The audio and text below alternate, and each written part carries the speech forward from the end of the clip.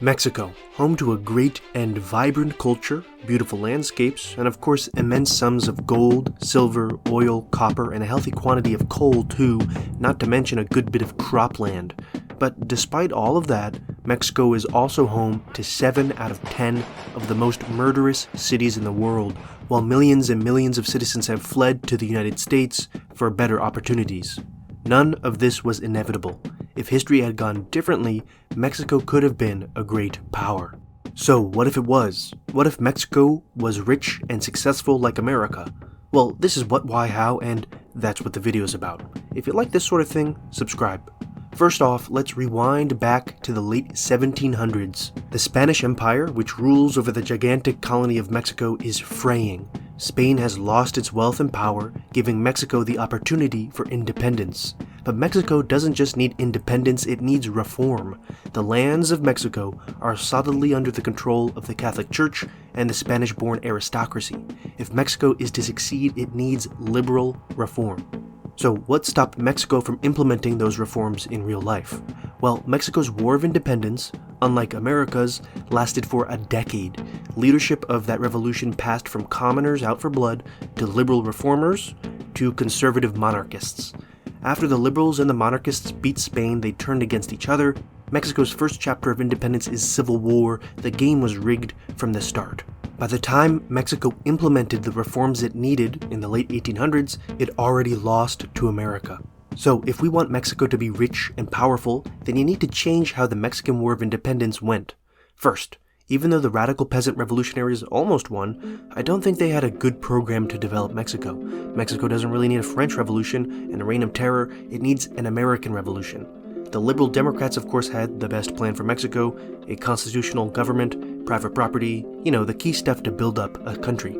In real life, after Spain beat the radicals, the liberals under the leadership of Ignacio López Rayón and José María Morelos took up the reins of revolt. The revolutionaries organized and elected Congress, formally declared independence, established a constitution, and soon abolished slavery too. Mexico was well on its way to success, but in December 1813, a Spanish force of about 1,000 men under command of Agustín de Iturbide surprised Morelos' camping Mexican army of about 6,000 men. The rebels panicked and were eviscerated. Morelos lost his right-hand man, while Spain gained access to a list of supporters of the revolution. Afterward, Congress panicked and took control of the military, stripping Morelos of power.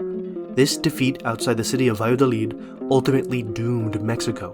So, how could it have gone differently?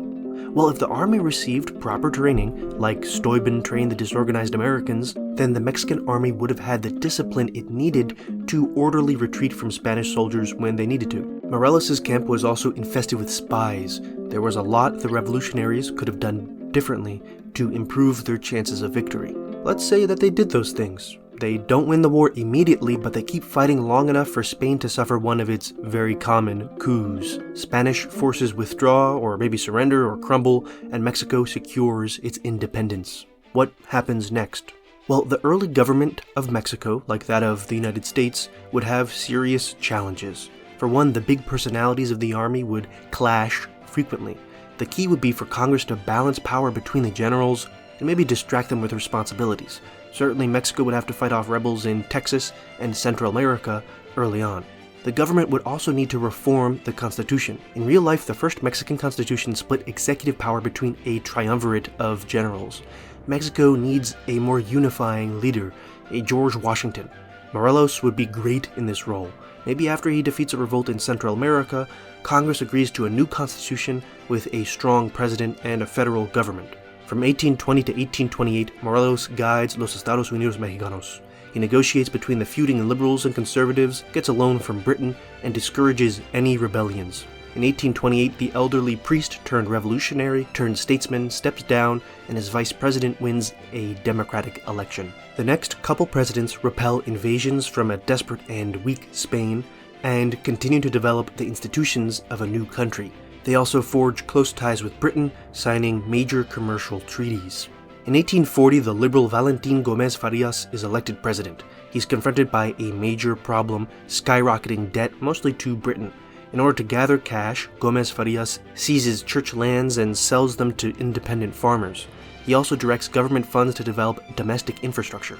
These actions piss off conservatives, who rebel against him after losing the 1844 election, but Gómez crushes them and secures a new constitution with an empowered federal government. When Gómez crushes a pro-slavery revolt in Texas, the United States declares war on Mexico. Britain comes to the aid of its Mexican ally, since it's also arguing with the US over Oregon at the time, and together the two successfully stalemate America. Mexico keeps a hold of California and Texas, and Gómez directs large numbers of Mexicans to settle there to dilute out the Americans. Meanwhile, the stability of Mexico attracts plenty of immigrants from Europe, not just Spaniards, but also Frenchmen, Germans, Italians, and Irishmen who see Mexico, a fairly well-off Catholic country, as a more attractive option than the anti-Catholic America. Over the next 20 years, Mexico continues to develop, even outpacing the increasingly unstable America. In 1868, crisis occurs in the United States. The northern states, enraged at another pro-slavery move by the South, secede from the Union and forge the American Federation. Mexico and Britain, both opposed to slavery and interested in a divided America, aid the Northerners. After 4 years of war, the North routs the Southern Army and secures independence, while Mexico gains control of disputed lands in the West. Nice. After the American Civil War, Mexico is the most powerful state in North America. Foreign investment rushes to Mexico, funding railroads, factories, and of course a modern navy. Plus, Mexico solidifies its alliance with Britain, getting the breathing space it needs to go on adventures in the Caribbean. In 1877, for example, the Dominican Republic, scared of Haiti and the US, asks to join Mexico. Mexico, of course, agrees. The Titanic Republic also sends its Marines to several countries to safeguard its interests during rebellions. This imperialism builds up to 1896 when Mexico confronts Spain over its abuse of Cuba. Spain refuses to back down and war begins between the old enemies. Now, while Mexico fears Spain, it turns out the old empire is a paper tiger. Mexican steamships sink the Spanish navy beneath the waves, while Mexican Marines storm the shores of Cuba, liberate the island, and promptly annex it. Out in the Pacific, an ambitious Mexican fleet reaches the shores of the Philippines and seizes control of Manila. Though it fights Filipino revolutionaries for another generation, Mexico cements its control of that archipelago. With that, La República Mexicana enters the 20th century as a major empire. There's of course plenty of more opportunities for Mexico to gobble up land. It snatches Panama from Colombia and Hawaii before Britain can grab that island chain. The European imperial powers, unable to keep these feuds outside of Europe, plunge into a world war in 1911. Mexico remains neutral at first, growing rich from loans and industrial sales to Britain and France, but eventually it gets pulled into war between the Federation and the US. Mexican and Southern soldiers clash in Louisiana. Mexico overwhelms the South, sieges New Orleans, and captures the city in 1913, freeing enslaved workers. The South explodes under the pressure of invasion, with a socialist revolution washing across the plantations. Oklahoma becomes an independent native-run country under Mexican protection. Mexico gains a large sum of cash, while the Federation regains control of the old national capital of Washington, D.C. But back in Europe, France loses the war to Germany. After an economic depression in 1928, Mexicans vote into office the left-wing Labor Party. Over the next years, the Labor Party swats off competition from the communists, liberals, and conservatives, while directing government funds to rebuild the economy. Mexico recovers from the depression faster than the American Federation, which crumbles into revolution and war. Mexico sends peacekeepers to America to keep the peace. As North America tumbles into war once again, so too does Europe and Asia. Mexico sends guns and volunteers to fight against the German and Japanese empires, but it doesn't get directly involved. And in this case, Japan opts to invade communist Russia instead of attacking Mexico. So the two imperial powers triumph, becoming regional hegemons. Entering the 1950s, Mexico is in a three-way Cold War against Germany and Japan. All three develop and test nuclear weapons, stockpiling hundreds of bombs and threatening the human species. While it doesn't match Germany's powerful land army and Japan's navy, Mexico does outpace its rivals in prosperity, innovation, and building alliances. Mexico sponsors workers' movements across the world and forges the International Socialist League with like-minded governments in Latin America, Africa, Europe, and Asia. Germany and Japan, meanwhile, are joined by Brazil, a powerful new rival for Mexico in Latin America. Inevitably, the two Latin American powers butt heads.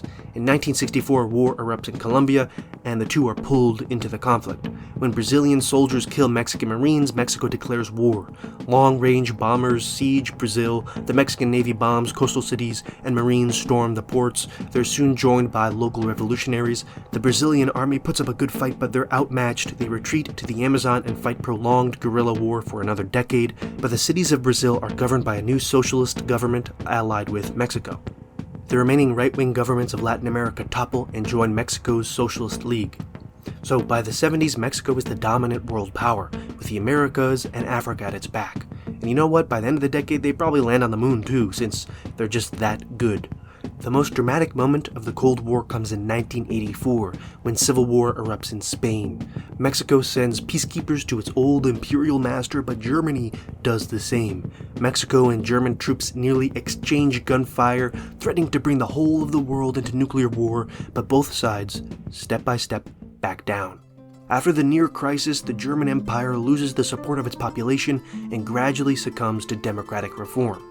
Japan remains mostly authoritarian, but without an ally in Europe, it doesn't really try anything dramatic anymore. So the Cold War comes to an end. Entering the present day, Mexico is the hub of the world. Spanish is the worldwide lingua franca, Mexican soap operas dominate television, and the smartest students across the world apply to Mexican universities. Mexico is also the strongest country in the world. Mexican aircraft carriers patrol the key choke points of international trade, while Mexican-led peacekeeping missions try to provide stability to the war-torn corners of the earth, for better or for worse. Plenty of countries don't respect Mexican authority, though. Japan leads an anti-socialist alliance of India, Saudi Arabia, and Germany, who still hasn't forgotten its feud with Mexico. America, denied its place in the stars, is in a sorry state.